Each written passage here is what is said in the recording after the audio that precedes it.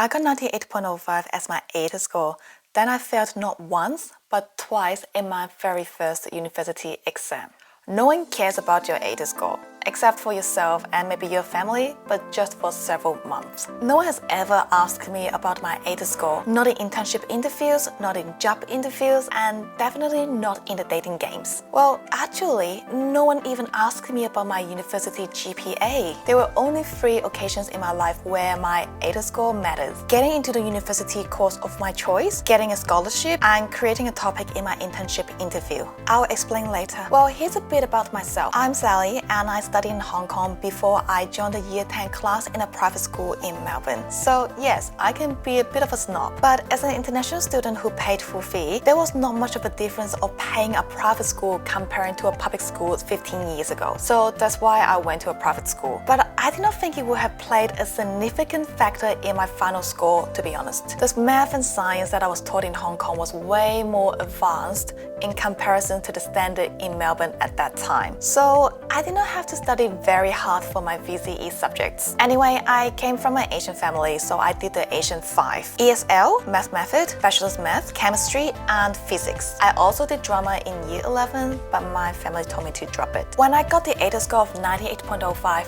of course my family gonna ask me, how come I didn't get 99? And to be fair, it was a blessing that I got 98. If I had gotten 99, I might have applied to study medicine, and that would not have been a suitable path for my personality and life plan for a number of reasons. Anyway, with a score of 98.05, I was accepted into radiography in the first round of offers. Also, I was offered a scholarship for international students. At that time, the criteria to receive that scholarship offer is to achieve an ATAR score above 95. So my ATAR score brought me those 2 things, which were nice. And I thought, I did so well in high school. Surely university will be similar, right? Oh boy, I was so wrong. University is a completely different race to me. I had to self-discipline myself. There is no standard guideline of how to study for multiple tests and exams at the same time. I did not know how to structure a research project or even how to look up research paper. So I failed miserably in my very first university exam. Not only that, even though I was given a chance to sit a supplementary exam, I failed that one as well. So in total, it took me 3 chances to pass my very first exam. I was gutted. In my uni course of 70 students, no one ever talked about their ATAR score. Because your ATAR score is not an indicator of how well you can do in university. As long as you get into the course, we all started from 0. So at the end of my 3rd year, it was time to apply for internship. So I put my ATAR score on my resume in an attempt to impress. I was offered an interview to a hospital, not because they wanted to hire a high achiever, but because they wanted to find out if I was a real human being. Let me explain. In the world of radiography, knowledge consists of 20%,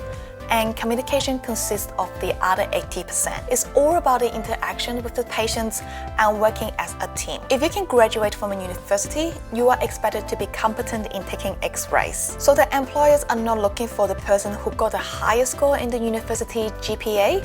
They are looking for someone who is hardworking and is a team member. After I nailed the internship interview and was offered a position, my boss revealed to me the reason why I was offered an interview in the first place. My boss told me that he had come across plenty of academically smart students with no social or communication skills. So my boss was very intrigued to find out that I, a 98.05 ATAR high achiever, would be a book-smart, boring robot, or I could be more than that. So not only just that internship interview, all the other job interviews I had were the same. I was not hired based on my ATAR score or university GPA. I was chosen because of my personality, my other contributions such as presenting in seminars and conferences, and my connection in the industry. I hate to say it because it's a cliche, but my networking actually got me this dream job I'm in now, not because of my ATAR score or my university GPA. I have dated a doctor and an engineer, people who achieved a higher ATAR score than I did. And to be honest, I was attracted to them because they were smarter than me. But at the end, I married my husband because of his temperament. And I have never asked him about his ATAR score until the time of making this video. And he couldn't remember exactly what he got, but he told me that it wasn't in the 90s. But it doesn't matter to me anymore.